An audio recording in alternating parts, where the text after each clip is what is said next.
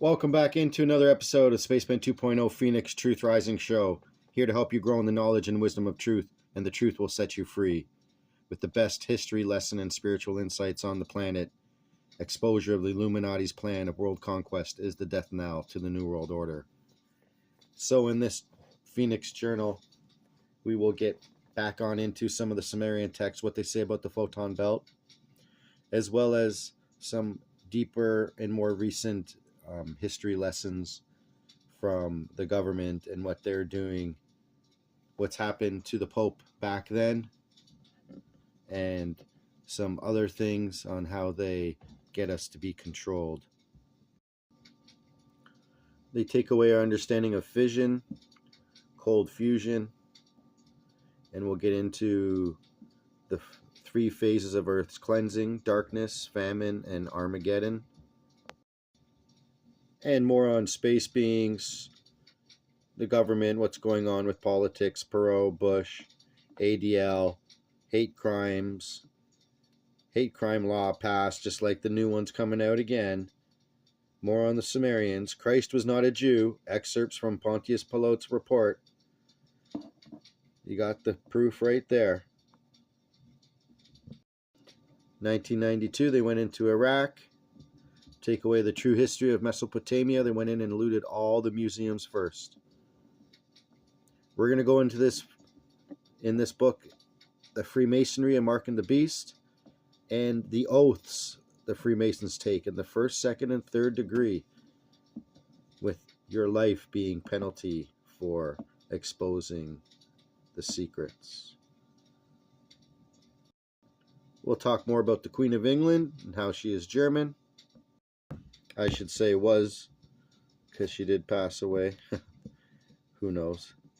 Mystery Babylon, blood oaths from the Masonic doctrines. Nebuchadnezzar's dream. What's the mark of the beast?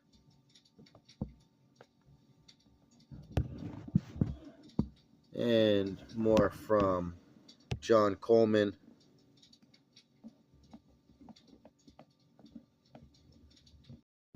And he wrote the Committee of 300.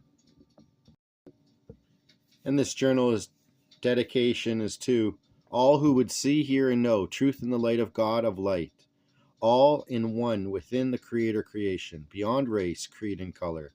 For it is the reflection of total light and reflection of God within the soul, which is the image of God. So be it. So, starting off with God Too Has a Plan 2000, Divine Plan, Volume 2. In the beginning is reflected that which would come to be.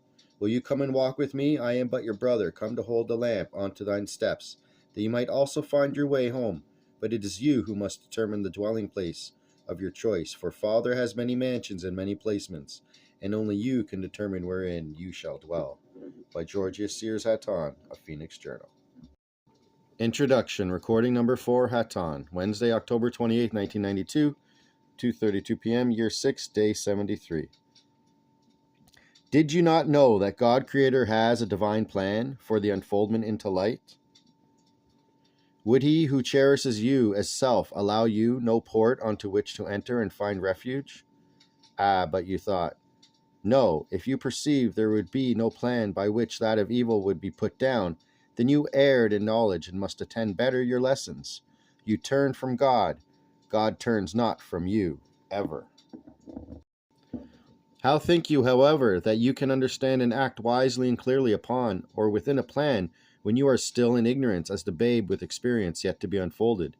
You must learn that which was in the beginning and understand that which has come to be and now which is.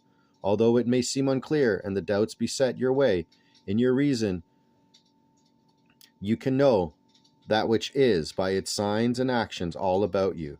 Now, these things did not come upon you only in the yesterday. These things of today have grown and become the octopus smothering you since onset of the play. It is not that valid information is not present, actually flourishing all about you from that same beginning. It is simply that you did not notice when it was changed, tampered, rewritten, and to gain power and control, and then became a deliberate intent to displace all of God into the physical expression and control of the evil of the physical dimension. It is that integration of truth and history which is our intent. Not even in allness do we offer the story unfolded unto you, only that which causes you to go and research for your confirmations. We cannot give the whole of all in but a few journals, nor do we wish to effort at it, for great beings and men throughout the years have offered truth, but you failed to grant them hearing, as the evil adversary has swept across the globe in the never-ending plan of global domination and enslavement, depopulation, and sustained ignorance of the soul of man. Many of the great are not honored by my recognition of them, for they too perceive me as a hoax of some kind. How think that God would present himself? How do you have promise of the hosts and then not allow them hearing?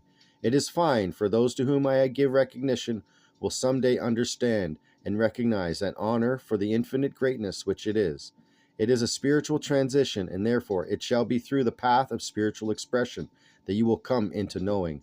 This means that it is not through sleight of hand, fortune-telling, and magic tricks of photography, or even reality of presence that understanding will come.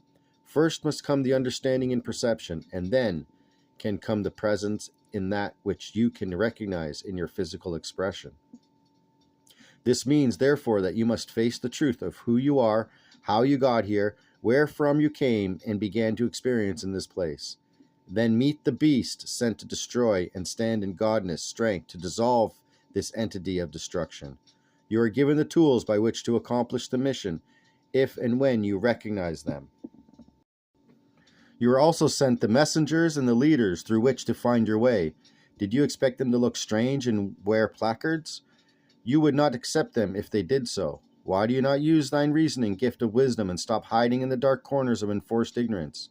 You have accepted the bindings into ignorance for so long that you no longer care beyond the ignorance or sham of lies.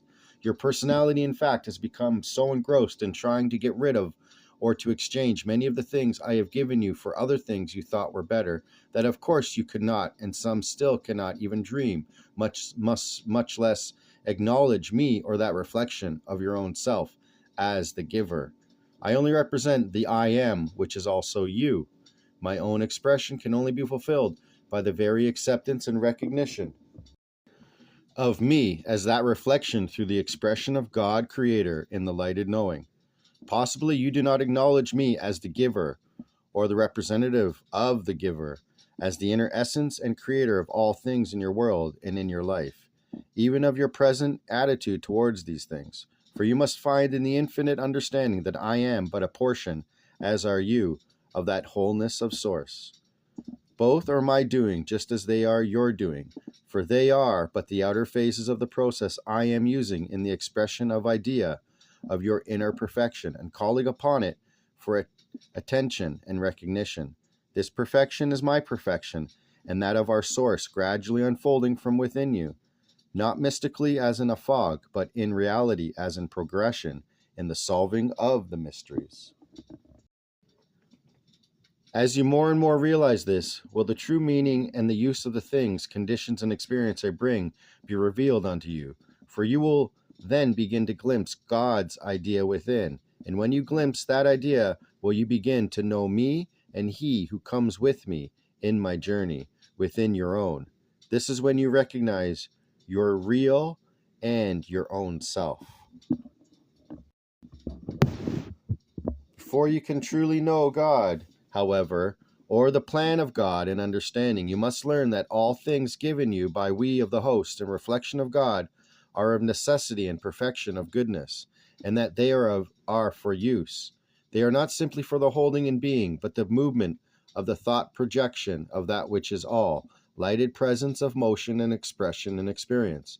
The truth can be of nothing in value until you take unto thee and use of it. God through us or others of you may be expressing through you beautiful symphonies of sound, color, or language that manifest as music, art, or poetry, according to human terminology, and which so affect others as to cause them to acclaim you as one of the great ones of the day. However, if you do not use that expression, none can ever hear or see that which was meant by God to be their gift through you. The ultimate plan of God is the fulfillment of this expression in the reflection of that which He is and you are. Let's read that again. The ultimate plan of God is the fulfillment of this expression in the reflection of that which He is and you are. I dislike the mundane to make a point, but Chelas, as with the prince and the frog, there are many frogs before comes the prince. If you cannot tell the difference between the frog and the prince, you cannot reach a goal. The only one in this case that I can see as being in benefit is the lady frog, for she is more apt to find her own prince than are you to find your real prince. Mostly, you will find the toads take the path to confuse and distract and spew their noxious spittle upon you. Does this insult the toad? In no way, for it is through your own lack of knowledge that you would tread upon the toad in the first place. Perhaps it is time you came to recognize a frog from a toad, and the prince will come into proper perspective. Almighty and infinite God Source says unto you, brethren, you are one with me. I am in you, in your human personality, in your body, mind, and intellect. I am in every cell of your body, in every attribute of your mind, in every faculty of your intellect. I am the soul, the active principle of each. You are in me. You are a cell of my body. You are an attribute of my mind. You are a faculty of my intellect. You are a part of me. Yet you are I, myself. We are one, and always have been, and so shall always be. How do you reflect this wondrous being within? Do you hide in actions which cause remaining in the dark corners, lest you be seen and known in actions less than goodly? Or do you seek and strive to walk in lighted passages and bear the lamp of truth in reflection worthy of your gift of life? Where do you cause Christ, God, to experience? Are ye worthy to know the divine plan? So be it. Georgius Sears Hatonn. Chapter 1, Recording Number 1, Hatonn. Saturday, June 20th, 1992, 9:49 a.m., Year 5, Day 309. Hard Thoughts for Today. Hatonn present today for some hard introspections and suggestions. I am literally buried in an influx of inquiries, almost all of personal nature and what to do. Should I cancel trips during the period of July 25th to 30th? Should I stay home? Now that the scientists are saying it will happen on the 15th, what do I do? And most abundant in the complaint departments is, Hatonn is so confusing as to not allow me to make any reasonable choices. Oh, Hatonn is confusing? Hatonn is sent to attend each one's desires and personal indecisions for some 6.5 billion persons? Confusing? I am giving you what your people, scientists, are leaking to you. I am also giving you what has been published about your enemy's plans and capabilities for decades. Does this make Hatonn confusing? Further, how do you expect to get answers to the overall if you inquire all of our time in responding to your individual travel dates? I give you what information I can, and you will decide that which you will do with it. There are at least a dozen ways to impact that null time prior to photon entry. You are already receiving a lot of photon entry, which is causing mutant cellular structures in your species. So what in the world are we talking about? At least 11 of those ways are by Earth-human action. Why is it Hatonn that gets the rap? Do I have to stop telling you truth so as not to spoil your emotional attitudes about your vacation plans? Is it more important to visit ancient ruins or stay alive to serve? It is strictly up to you. Weigh that which is reason for your actions and needs, and see where priorities and possibilities are located, and you will realize whether your intent is self-oriented or if staying alive to serve is the intent. I cannot do that for you, Chelas, nor do I have any intention whatsoever of efforting to do so. Another prime consideration is, why are you going and what real importance is involved? If I tell you not to go somewhere and nothing happens, who gets blamed for spoiling your fun? If you are traveling and end up with terrible inconvenience, who gets blamed? You see, Chelas, you want to set it up so you can have it both ways, without responsibility for your own actions. 4th of July. I observe that which you once planned, including my own crew, and am appalled. I have also told you that from every direction reports are flooding me from insiders that a major happening set up by your own world government is planned and rehearsed for your Independence Days of celebration. And yet, our own motion picture producer and the one whom all else revolves around at this time intends to fly from Canada on the 4th of July. Well, do you stop living? I can't answer that for you. But if you do not take heed of nudges and inner warnings, you may very well do so. Would I stop a happening to save one of my own workers? No. I will, however, if need be, save the worker, but the condition physically may be subject to alteration and not considered to be comfortable. Most often, I will not even do that, for it is not my business what you do. I am a commander of a fleet of ships, not your guardian angel. You have your own guardian angels. To some of you I serve a major part in that system, but with very few indeed, for you have your own appointed guardians. The point is to learn right now, listen to them, and heed their input. There is no point in quarreling with me about it. Those things are between God and you, and are none of my business. To deliberately defy the warnings as if some little birdie will snatch you from Never Neverland is indeed being unwise. You can argue your points regarding Marianne can't get off work except at that time, too. It's my only vacation time. If you can't control those things, then why should I do it for you? The adversarial troops are indeed clever cellas, the very king-led troops of surprise and deceit. You are in charge of your choices. Therefore, if I am confusing to your senses, I cannot change it for you. For while you individually chatter and whim, a world goes farther into darkness. Darkness is defined in many ways, Cellas. You had best check up on all the definitions. You do not need to ask me about children in stuffy rooms and or will it be cold or will it be hot. Look at that which is, prepare accordingly. If I take time to respond to Mashiwa, South Africa, and Henson, Alaska, on particular cases, we won't even get to the next catastrophe which is already taking shape and is far more impacting on your beings than any null time, dark or light. I simply am not going to do this for you. I also have youngsters planning a long trip north during the holidays with one of my children. Well, they must take into consideration possibilities and act accordingly. If the worst thing possible is to be stalled out in a distant place, so be it. But it seems to me that you are nearing a time, if nothing more than politically caused, to stay very close to security and home. I am not going to make it convenient for you so that you can postpone actions of properness until the last confounded minute for ability to act. Do whatever makes you happy is the only answer I can possibly give you, or succumb to unhappiness, whichever you choose.